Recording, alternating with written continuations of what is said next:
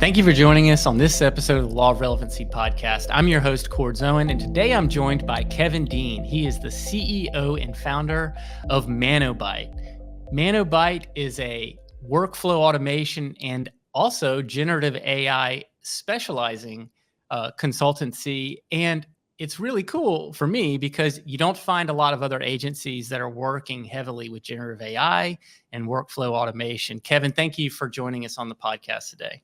Oh man, I am super stoked to kind of have this conversation with you, and I'm ready to just kind of geek out and just talk some fun stuff. At least fun stuff for us, right? Absolutely. Well, 100%, man. I mean, doing automations and things like that. I love building things that just work, and you get to see how valuable they are. You get to see how they make people's lives better or easier or more productive, and which really kind of starts us off about AI, because a lot of people don't realize that AI has been around for a long time, and you've been working in AI for close to a decade. Isn't that right? Yeah. So it's interesting because I'll tell a couple of stories if it's okay, and if I go too far, then reel me back in. My degree is in computer information science. And so right out of school, I got into data, and it's been a while since I've been out of school. So over a decade, almost 2 decades. And so like artificial intelligence has been something we've been doing for quite some time, right? Uh, I think what's changed and what's different now is that the promise that we had when we were in school of what is possible is now actually here. Um, it was funny for ManoByte. I actually wrote a blog post 10 years ago talking about natural language NLM, right? And so it was funny. Like, oh man, this was like so many years ago. It was 10 years ago, right? And then one of our early applications that we built was for a company called Sears and Roebuck. We built this AI application that would go through, and this was probably 15, 16 years ago, that would go through and actually read information from their register and predict what people will buy next, and then help them to, say, here's what they should be thinking. And this was early on. So we've been doing a lot of this stuff for a very, very long time. This is definitely not new, but what's new is the potential that we have in generative AI, not just AI, which is kind of a generative AI being a subset, gives us a lot of possibilities for what we can start doing now in the future. So it's exciting to see all this come to fruition. Yeah, I'm really excited about it because, I mean, automation in general is incredibly powerful. The robotic process automation has been around for a while. But in order to accomplish some of the things that we're able to really easily get up and running now, you had to write lots of code. You had to account for just about any circumstance that could come through the workflow, really working on just numerous edge cases. And now it seems like this technology is getting more and more accessible. What are the types of automations that you guys work on that you found in your years of doing this that just are like almost every time they're very, very successful? And then what are those types of automations that are more challenging? Yeah, that's a great question. And I'll frame it this way. We do a lot of, so we started with marketing automation because that was very helpful. Then we went into sales automation. Then we moved over to operations. And so we've kind of continued to add on over the years. I think I won't necessarily name one specific type or flow of automation that's most successful, but I'll frame it this way. What's most successful are when businesses understand what their current processes is, and when they can explain or are willing to be guided on how technology can automate and make their processes more efficient. Those are the ones that are most successful when you have an organization who understands where they are today and they're willing to be guided to a better tomorrow. And they've got a change management process that will allow the organization to adopt it. So that's when we find that there's a lot more success. It's really not necessarily the technology as much as it is the business readiness that makes automations the most successful. Yeah, it's interesting that you answer that it's really the culture that makes it successful or not. I mean, I'm more of an engineering mindset myself, and I immediately go to, okay, well, thinking about like when I went to school and they were talking about how great data warehouses were, and Walmart had the largest data warehouse in the world at the time, and for me, from an engineering mindset, I go back and I think like, okay, well, what data are you using? Like, where is it? Is it accessible? Is it normalized? Is it clean? And it's sort of, if we're missing some of that data or it's a giant mess, now all of a sudden, like the project's going to be a lot more challenging versus the data being at least already there, because chances are they're using disparate systems or whatnot, and they're even if they're not connected, as long as the data is clean and they're using their systems right. I mean, I've seen you've done a lot of HubSpot integrations and automations in the past. I mean, it's really difficult with the speed of a sales organization a lot of times and how fast they move a lot of times the Salesforce doesn't keep their, the users don't keep their HubSpot updated. I mean, I know I'm guilty. They don't. So it's hard to really build automations off of things when people aren't putting the data in. Yeah, and let me talk about data as it relates to generative AI, because we are talking about a different animal now, meaning that now automation and a lot of things you mentioned earlier, it used to be tons and tons of code, and it used to take us, months. Right? We say a project and say, how long is this project going to take? And we say, 3 to 6 months. Right now, we're talking projects that are taking 3 to 6 weeks. But one of the challenges is still data. It's a big, big challenge, and it's data from two perspectives. Number one, sometimes with generative AI, we don't necessarily have to have all of our data in one data warehouse anymore. We can pull data from multiple sources, and it doesn't necessarily all have to be in the right format, in the right schema. Like generative AI can comprehend and understand that. So that's not a major issue anymore. But the big challenge is this: my data is dirty, right?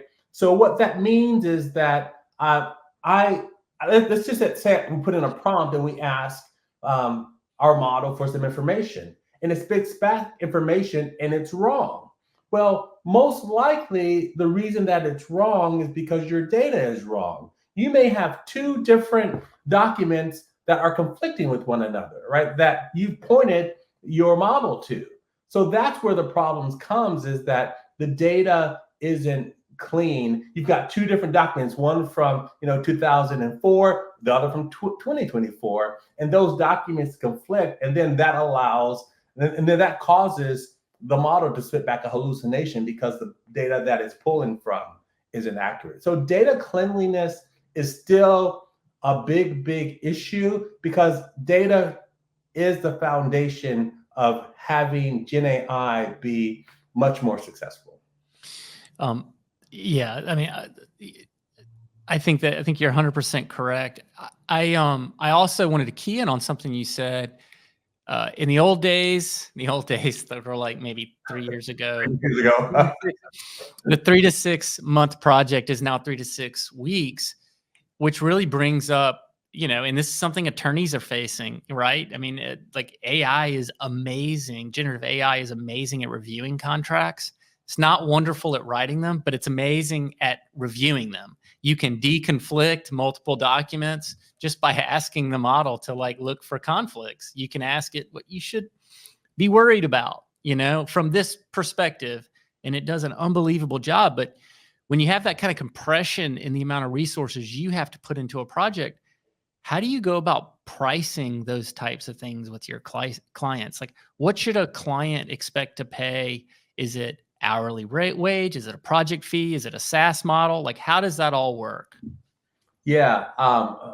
Well, I'll just speak for us. We don't do hourly rates, right? And so we price based on value, right? Which is easy. So I'll give you an example. We are doing a lot especially right now, agentic AI is big.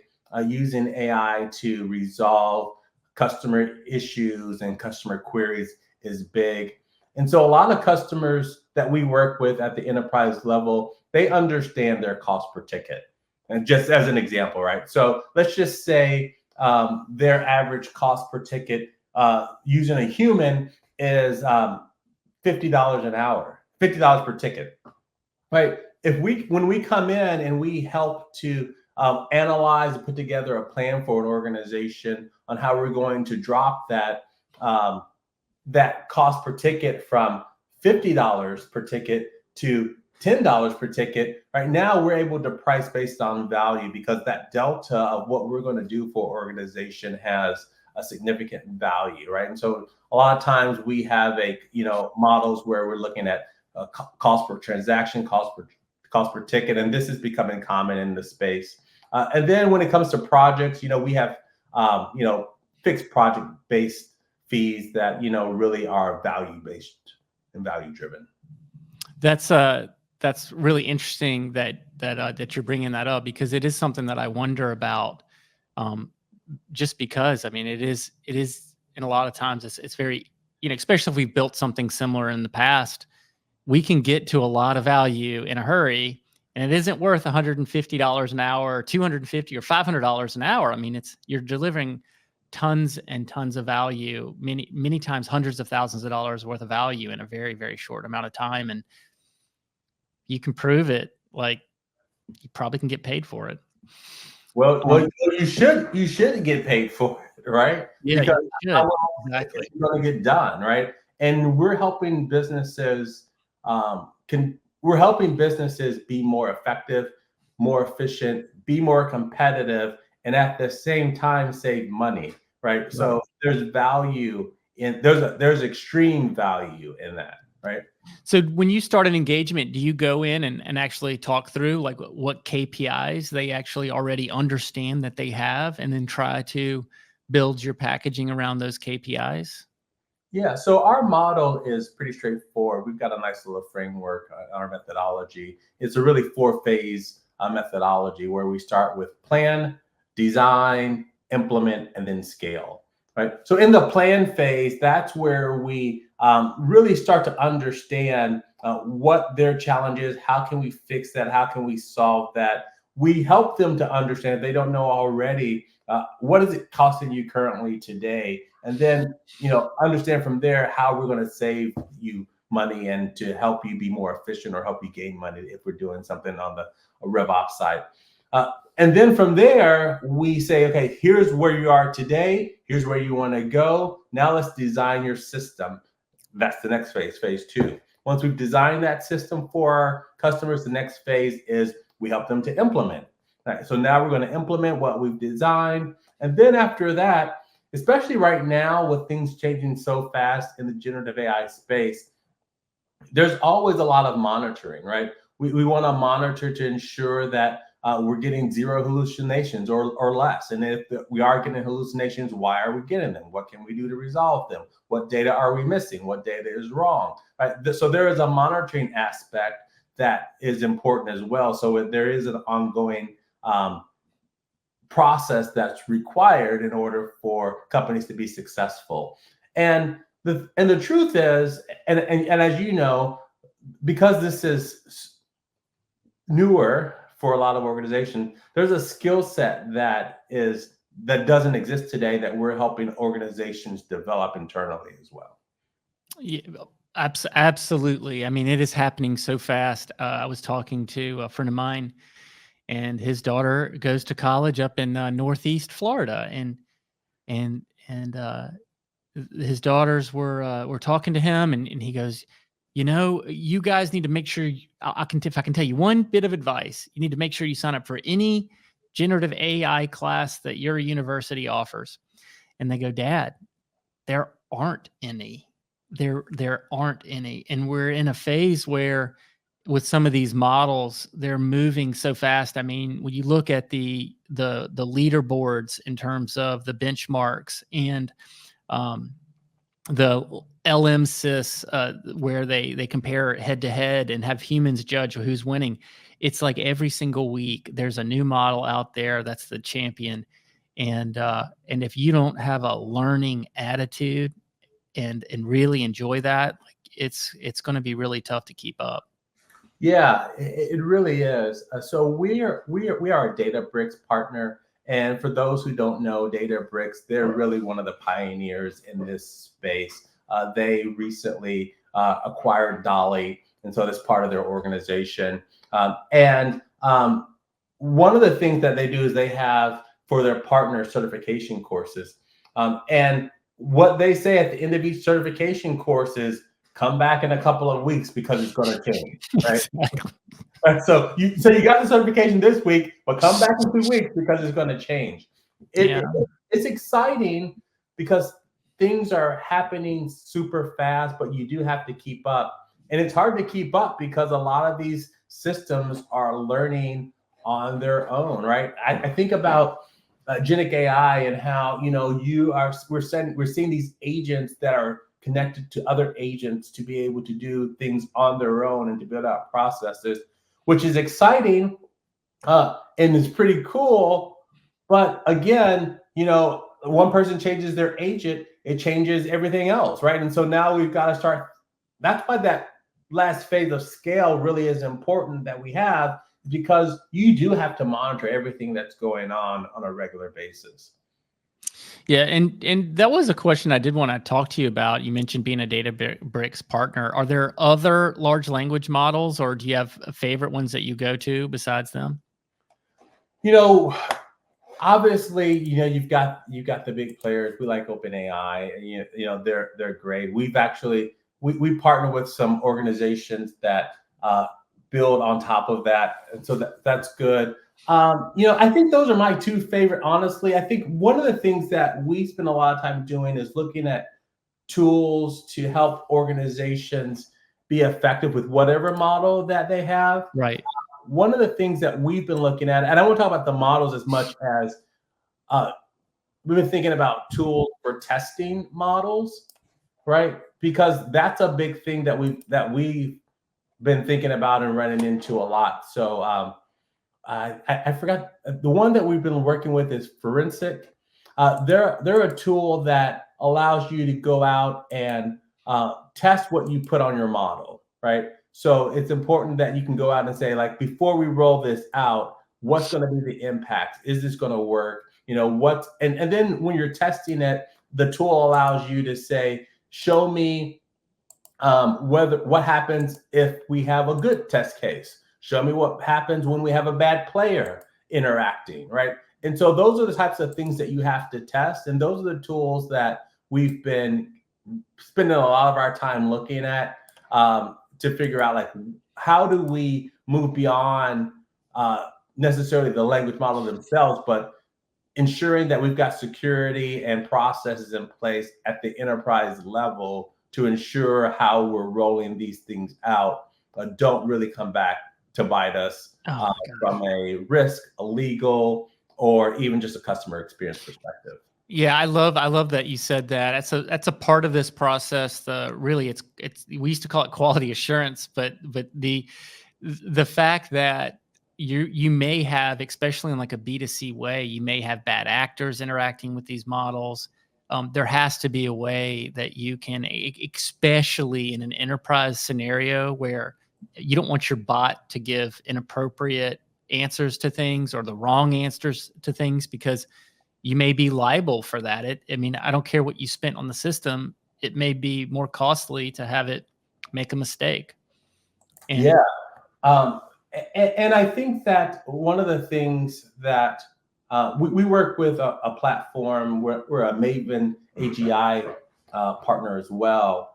And that platform is really good because one of the things that it does is it allows you to put in your accuracy threshold, right? And so that accuracy threshold allows you to say, if it's 90%, then we're okay with you pushing it out, right?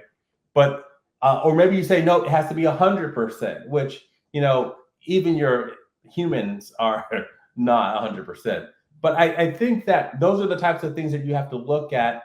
And then one of the things that Maven HEI does is it allows you to go in to say, here are all the answers that were given that were correct. Here are all the answers where there were some gaps. And here's the answers that didn't go out because we didn't have the right information. And then you can go back in and continually train the model, train your data so that now it learns. And that's the thing that people have to remember too, is that even with humans, right, there's going to be gaps in knowledge and there's going to need to be training. And so with your Gen AI systems, there's going to be gaps in knowledge and you have to continually train it, just like you would with a normal human. So don't think that it's a silver bullet, set it and forget it. You've got to do those things in order to ensure that you're going to get the best results. Yeah, and then it even validates even further that you should get paid on a per ticket type of a basis, right? For adding that value and making sure it continues to work, because you might be approximating, 30 or 40 customer service or technical support reps with the tool that you just created, right? 100%. Let's talk through for an enterprise, for an organization, how do they know when they're ready to start doing some of these things? Yeah, that's a great question. I think that all companies are past ready, from my perspective. Like, if you're not doing something at this point, you're really putting yourself in a negative situation, right? So you have to be ready now to make that leap. I think gone are the days where we say, well, let's keep thinking about it, and let's keep thinking about it, and let's keep thinking about it. We would have, I'll just, again, back in the day, 3 years ago, we'd have customers think about a project for 6 months. Well, in that time, if organizations aren't being thoughtful and moving forward, the truth is, at the senior level, if you're not making those decisions, you already have a major challenge that needs to be addressed. And that is, you have currently employees who are already using it within the organization, and you're actually at a greater risk because you're not providing them with tools and the right guardrails for them to be successful. So you're actually opening yourselves up for greater risk than if you move forward with projects. Yeah, that's a really, really important point. I dropped my my son off at college today. Today was his move-in day, and just to make sure, I was just going through like what you're allowed to do in the dorm, what you're not allowed to do in the dorm.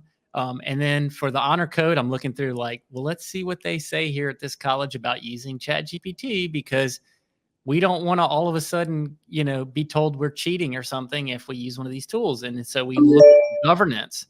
And I think that, and in their case, it was a case per case basis. It's up to the professor whether or not you can use the tools. And I would encourage every professor to use them.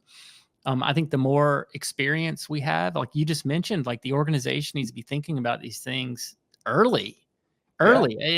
And you even said it earlier, it's about the culture, right? So, and I can tell you, even personally in my organization, we've seen it where, like, when ChatGPT 3.5 came out, which was new and it grew at a pretty good rate. I mean, pretty good. It was an amazing rate, but then it went astronomical when ChatGPT 4.0 came out.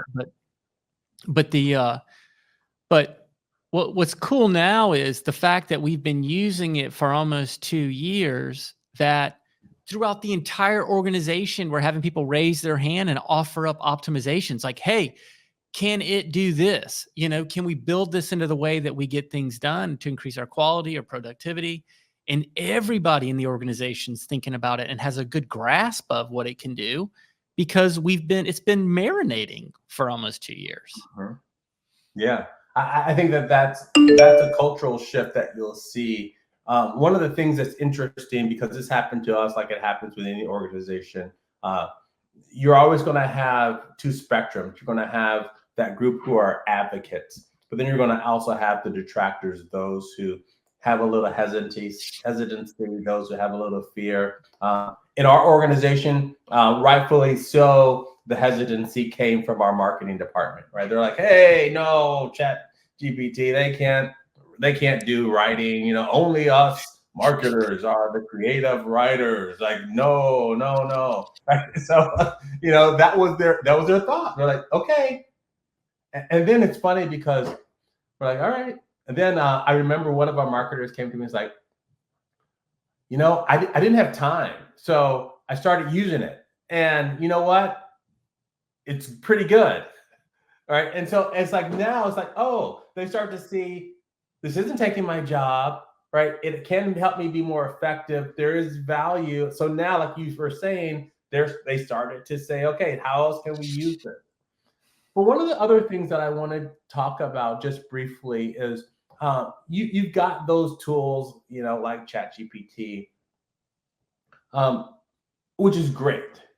The things that we need to start thinking about is how do we build automated workflows around these tools? Because it's not just the ChatGPT and the prompt engineering and putting in your prompts individually, right? Building automation around that, using like, okay, what triggers will Right. cause this to fire off? And when we get certain information, what do we do? Doing things like, I'll give an example of something that we've done. Right. So again, at the customer service perspective, you've got a customer. They interact with a automated chat bot powered by OpenAI. So now they've got this. It works, and they're saying, "Oh, I need a refund." So one of the great cool things that one of the systems that we use does is it will automatically, get this, right? It will automatically in real time build the APIs that it needs to connect to the right system to issue the refund, right? So things that would have been like, oh, we can't issue a refund because you're using this system, or we can't do it because you're doing this one. The systems know how to do it automatically on their own. That to me is just stinking awesome, right? And so those types of workflows that you build around AI and ChatGPT and all these other systems, that's where the real future is. And just the things that you can do is pretty exciting. It's mind blowing. I'll tell you about one that we've implemented is we're working with a large manufacturer distributor, and they wanted to make sure. I mean, they sell dozens and dozens of these machines that have really long technical documentation. So we build together, take a look at every past ticket that's ever been answered, and that we judge to be correct. We take a look at all the manuals. We put that all into one big giant tech support system. But it's the workflow. It's like the first thing that happens is a ticket's generated, and we have the model actually evaluating whether or not we have enough information. And if we don't, then it automatically corresponds like, hey, you forgot to give us your model number, like which one you're talking about. And so it can do a lot of that grunt work ahead of time to where your experts can really be focused on answering the quality questions. And before it ever gets to the expert, once we have enough information, we go ahead and try to answer it and then send that to our tech support agent so they can copy and paste the answer. If they think it's correct, it gives citations and references to the, so it really does lower that cost per ticket like you're talking about. But workflows are 100% where it's at, and daisy chaining all of these things together and figuring out what you do next. And just the case that you shared of like writing an API on the fly, that's mind blowing. Like if you would have told me that 5 years ago, I'd say there's no way that would work. Yeah, I mean, it's just so cool. And as you know, the reason that it can do it is because it's code based, right? And all it's doing is just going out and reading the API documents that's publicly available. It knows what it has to do, And so it's like, oh, I'm looking for these sources. These are the endpoints that I need. Oh, great. This is the endpoint documentation. Oh, this tells me how to write it. Great. I'll just go through and write that, connect it. And then from a security standpoint and a power consumption standpoint, it doesn't have to hold on to it, right? It says, okay, I'm done. I did what I needed to do. So, I mean, this is API connections in real time, right? So now it's like, I'm done. I knew what to do. I don't have to keep it because if you change your API documentation, I'll just come back and read it when I need it because I can do it that fast, right? So that's pretty cool stuff. That's a major paradigm shift. That's a major paradigm shift. Let's talk through where this is all headed. I mean, obviously, you're in it, like very much in it with your business. Where do you see generative AI going across the enterprises you're serving and the rest of the industries that we are interfacing with? Yeah, I think what's going to happen is this. We're looking at this from this year, next year. How do we become more efficient? How do we become more automated? Right? Those are the things that we are looking at right now, and for the next couple of years, I think a lot of companies are still going to do that. But I think what I'm excited about is honestly the things that we don't know that are going to come from the innovation, right?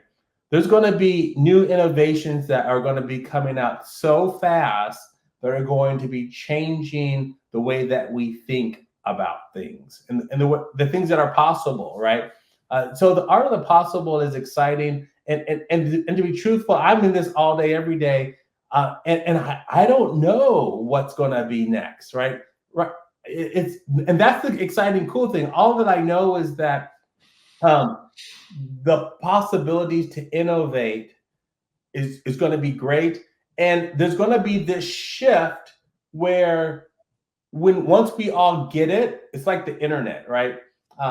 Once everybody was on page, we went from just your static HTML pages to applications that were live online for everything that we do. That same shift is going to happen with generative AI. Once everybody gets on board and we've got all the automation and all the copilots and all that stuff on lock, which will happen relatively soon, the innovation that's going to come out of this, it's going to be mind-blowing.